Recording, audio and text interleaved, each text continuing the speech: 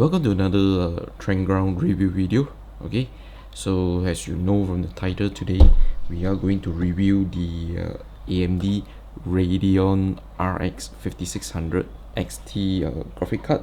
So this is from Sapphire, so it's from the Pulse series. It's an overclock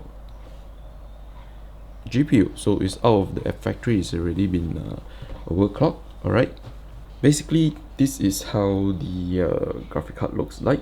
Alright, as you can see, dual fan here. Alright, so as you can see, I'm going to show you. Okay,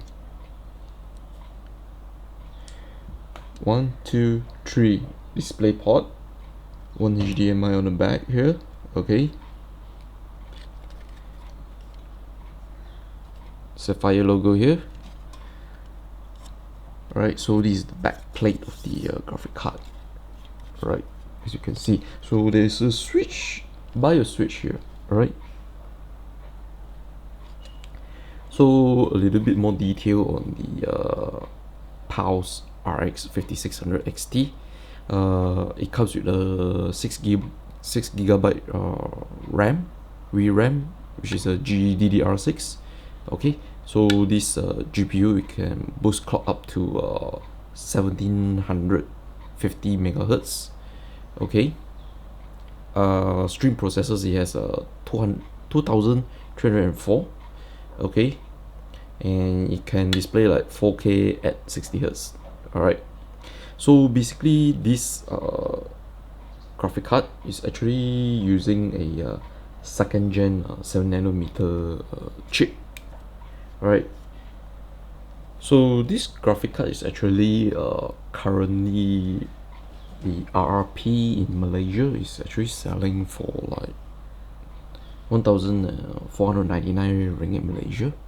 Okay, but if you go to some online site, you can get some saving, you know, even slightly cheaper than the recommended retail price.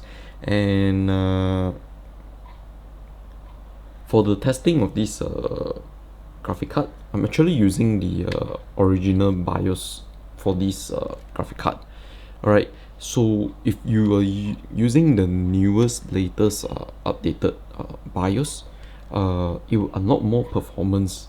Alright, my testing rig for this graphic card is actually a i7 8700 non-K. Alright, with a single slot 16GB RAM. I'm putting the games in the SATA hard disk drive, not the SSD.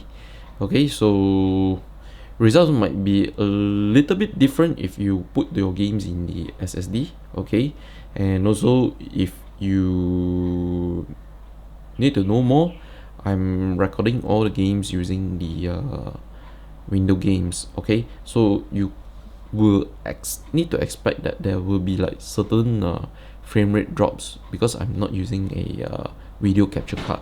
Okay, alright guys, so first game we are going to test out is the Final Fantasy 15. Okay, so as you can see here, the setting I'm using, so no VSync graphics. I try to set up to 120 frames per second, game details all high as possible. Alright, yeah, alright, so let's go, let's start playing. Please don't bother about the frame FPS mean, the FPS 1% low and the 0.1 low. It's because I just started the game. Okay,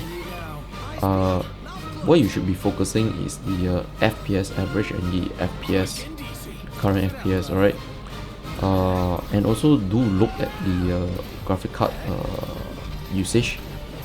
Alright, so, and the temperature as well. Actually these are the few things you should be really be focusing at. If you can see, this card actually performs quite well. Everything is running like 60 frames per second and above, which is good. Okay, this is what you really want when you are playing 1080p games. For me, if a graphic card that can achieve consistent 1080p games at more than 60 frames per second, yeah, it's considered very incredible. As you can see, it's quite fluctuating a little bit, alright, but it's still remaining hovering around the 70 plus 80 plus frame rates per second. Okay, so alright, let's move on to another game. Alright, so the next game is Dragon Ball Z Kakarot. Alright, so this is the setting I have done. Okay, as you can see, 1980 by 1080. Alright, so I'll just play the quick first round of the game. Again, please ignore the 1%, 0.1% low and the minimum as well. Alright, basically what you should be focusing is the temperature and the frame rates per second is actually running right now. Right, so as you can see, it's maintaining well on the 60 frames per second. But like I say, because I'm using the Windows Games program to record this video, so you should be anticipating like some frame rates drops a little bit, but it's not that bad. Okay, overall I'm quite amazed of the performance of this graphic card. If you really see the temperature of the graphic card, it's always maintaining the 50s to the 60 degrees Celsius. It's very good, and it's quite a quiet graphic card as well. It doesn't like really blow a lot. The fan noise is quite quiet. Alright, so as you can see in this battle scene, it's still remaining in the 50 frames per second, quite stable, to be honest. As you can see, the FPS average is right now is 56 frames per second. Alright,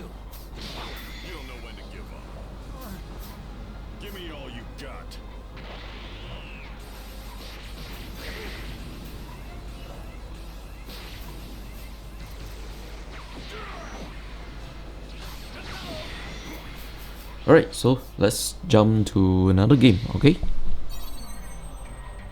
Okay, so now we are playing this dot hack GPU. Okay, all the settings are set default, didn't really touch much. So as you can see, 60 frames per second most of the time. Average is already showing like 59 FPS. Okay, so let's do some combat here. I'm gonna stick them up. Alright, so as you can see, it's very stable performance. And the thing you should be noticing on this graphic card is the temperature. It's really amazing, you know. It could like maintain the 50-60 degrees Celsius. Most of the game you are playing, it will maintain to that temperature.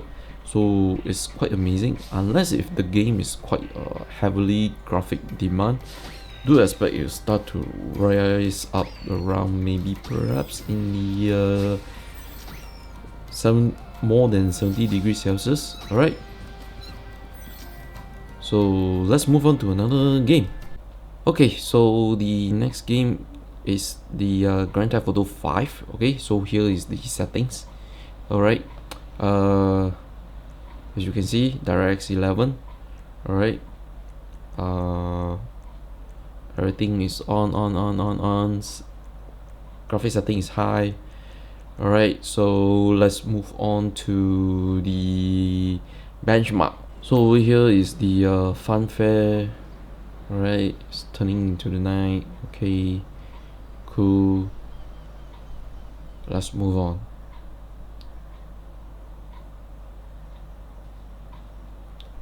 Alright, so this part here, the benchmark, is going to show how capable of this graphic card will perform.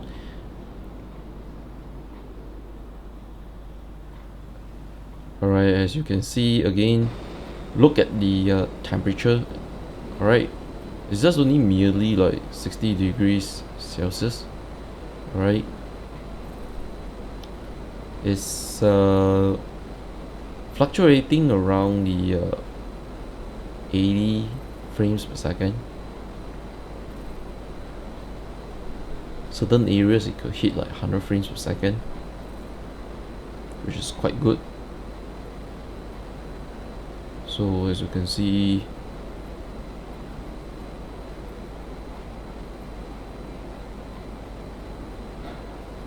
it really perform well. Okay, like I say, do observe the temperature of the card. Actually,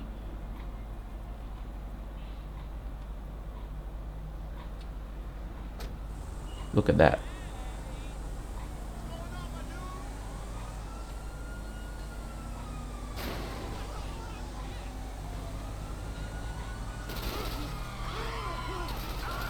There are some a little bit of dips. Okay, there are certain areas it's going to dip a little bit, but overall I would say it's floating around the 80 plus frames per second on the Grand Theft Auto 5, which is quite good. Alright, everything's set to high, you know.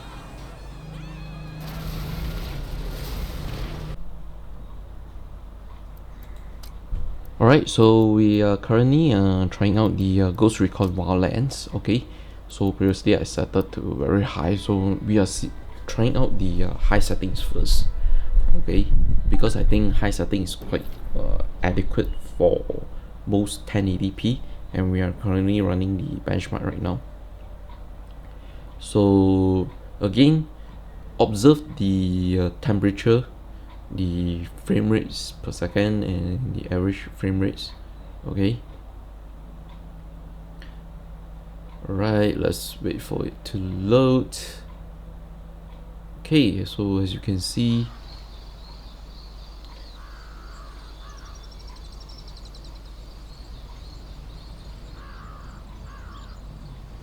it's running around the 60 plus frames per second.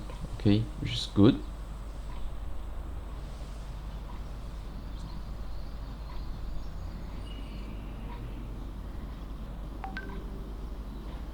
There are like certain areas it could hit like 70 plus frames per second, as you can see, but overall it's around 60 plus frames per second. And as you can see, again, like I say, this graphic card is really running really chill out. It's barely hitting like 60 degrees Celsius, and look at that, it's 65.85 frames per second. It's average. Alright, so it's amazing. Alright, so it's verdict time on this graphic card. Okay, this Sapphire Pulse RX 5600 XT. Okay, so let's go to the pros of this graphic card first. Okay, first thing I love this graphic card is the temperature performance. You know, it's always maintaining the 60 degrees Celsius and below. If you are playing games that is not really heavy demand, it could like achieve most of the time below 60 degrees Celsius. I love it. So this means that over long time period of usage of this graphic card, the wear and tear on this graphic card would be lesser a lot. You know, I used to have the GTX 570. That thing was running like crazy hot, and it's like within 3 years it's gone. It's terrible performance. And I think with this cooler system together, okay, I think you could at least see a minimum of service life for you more than 3 years, you know. Okay. Second thing, what I like about this 5600 XT is the performance. Alright, basically it's on par with RTX 2060, maybe slightly a little bit few frames a little bit lower, because like again, first I said in my earlier video I told you guys that I'm actually using the first BIOS. Alright, I'm not using the newly updated BIOS. Alright, so if you're using the newly updated BIOS, it's actually perform much slightly better compared to the RTX 2060. Alright,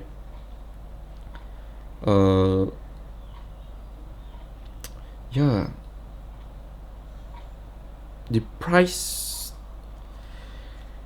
Third thing I like, definitely the price range. Alright, around the 1500 ringgit Malaysia. Basically you can actually get it slightly cheaper if you go and search online, or perhaps go to the retail store. You still can get it slightly cheaper. Maybe, I don't know, there are some selling it quite cheap if you really go and search it. Alright, overall, nonetheless, if you really want to have a graphic card that give you a consistent 60 frames per second on modern and past AAA titles, and if you want to set it in the high setting, then you go for this RX 5600 XT. Okay, let's talk a little bit downside of the graphic card. Okay,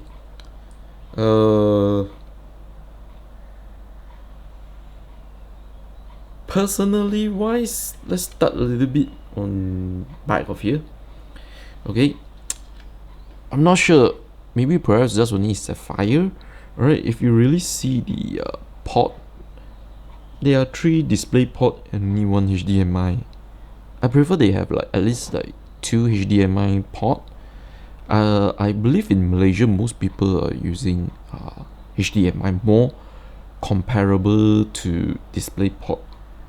Okay, this is just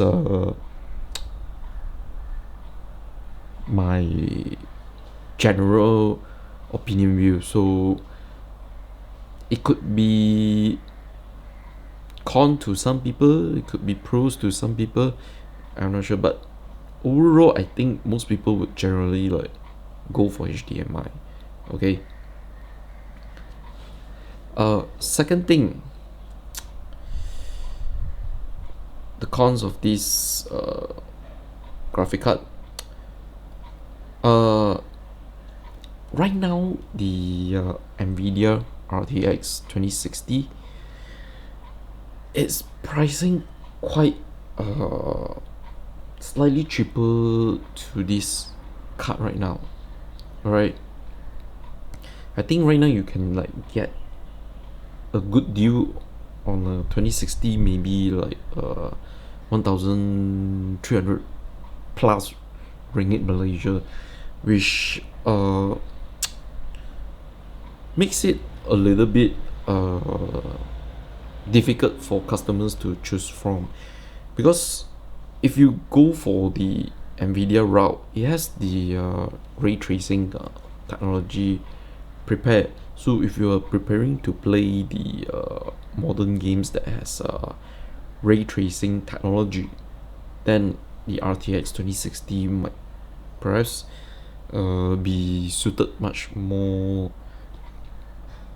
to you guys. Alright, but if you don't care about the RTX or the ray tracing technology, then this card would definitely serve you very well.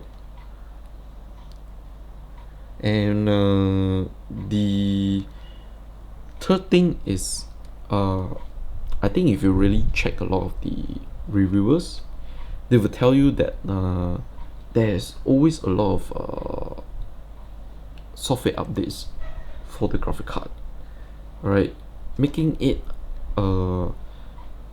as a gamer, for you guys, you need to be like consistent auto update this graphic card so it could like perform in its optimal level.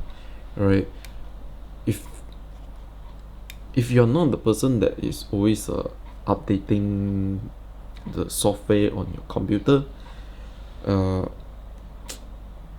you have to start a little bit practicing updating the softwares. Alright, if you purchase this AMD graphic card. Well, basically this just some minor gripe, okay, but you really do have to be aware of the new updates on the AMD graphic cards. Alright, the new drivers and so on, new BIOS, okay. Even the BIOS system also, you have to be also remain vigilant and be alert. There's new BIOS setting for this graphic card, because it really going to push the performance of this graphic card and give you a better gaming performance. Okay, so basically if you were to ask me, would I be recommending this graphic card, I would say yes. I would definitely recommend this graphic card to anyone that is currently building a AMD rig. Alright, and if they want to like have something a little bit budget, okay, go for the 5600 XT.